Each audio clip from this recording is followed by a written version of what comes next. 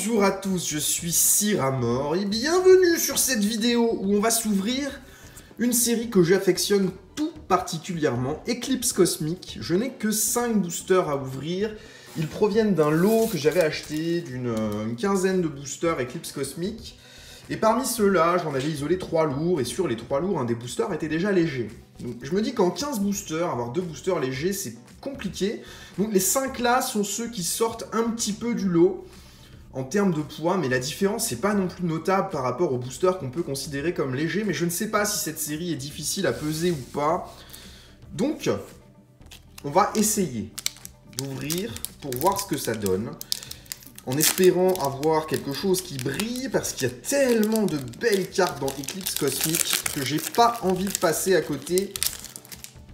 Et je préfère ouvrir quelques boosters pour rien que de garder scellée une carte splendide que j'aurais pu rater.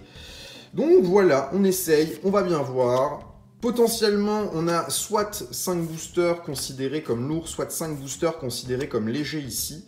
Tout dépend du poids de référence que je n'ai pas.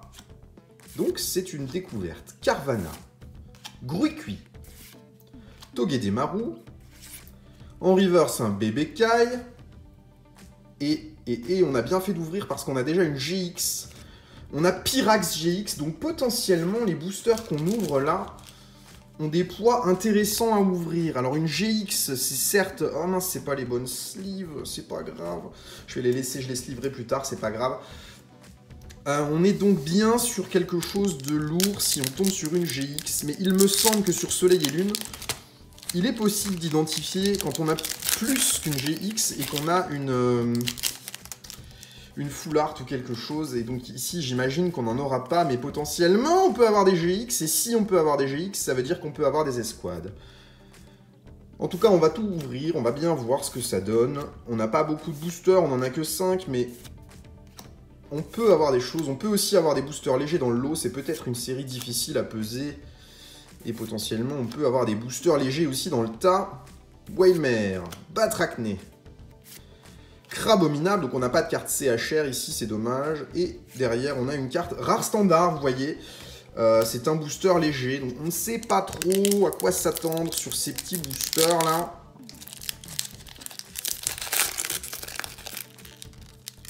Mais j'aimerais tellement pouvoir sortir une dinguerie sur Eclipse Cosmic. Il y a trop de belles cartes dans cette série. Le lot est faible. Donc il y a peu de chances qu'il y ait une des très grosses cartes de la série dedans. Mais si on n'essaye pas, on ne saura pas. Quatermack, Bébé Kai, Brindibou, Fenardalola en reverse, très jolie carte. Et à nouveau une rare simple de Mimikyu. Bon, ce qu'on sait, c'est que le reste des boosters que j'ai, il m'en reste 6 je crois, et ils avaient tous des poids inférieurs à ceux-là, donc il est très peu probable que quelque chose était contenu dedans.